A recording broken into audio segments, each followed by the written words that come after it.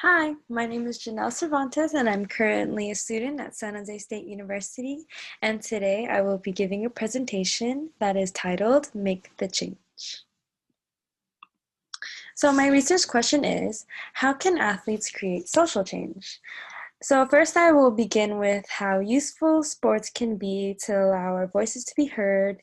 Then, I will move on to the common struggles of activist participation, then end with the effective ways to create social change.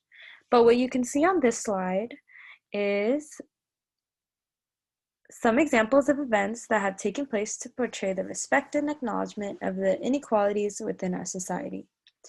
On the left, you will find a picture of Tommy Smith and John Carlos raising their fists in protest of Black Power, and on the right, there's a picture of the Mets and the Marlins walking off the field and leaving a shirt as a statement for the support of Black Lives Matter, as well as boycotting the game that was actually scheduled that day.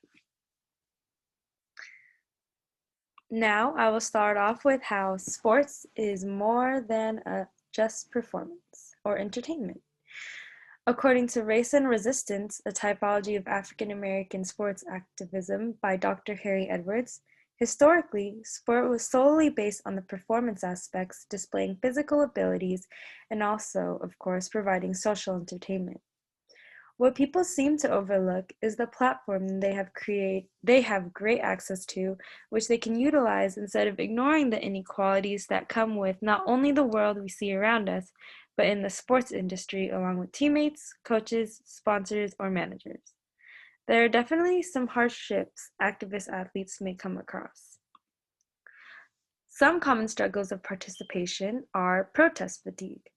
Dr. Harry Edwards defines it as an erosion of enthusiasm for protest due to a lack of peer support and to isolation and adversarial retaliation in efforts to silence them and to discourage other potential protesters. Another reason is loss of interest. When impotent redundancy occurs, it gets more difficult for all audiences, regardless of supportive or adversarial, to stay engaged, as well as alone or few in number. When you're few in number or alone, it gets more difficult to stay unified as a team if your team does not have the same values and see eye to eye on situations of social justice. Lastly, the discouragement occurs along with lack of support to promote social change. On top of all these obstacles, there is also a common timeline that movements last, which is about 6 to 10 years.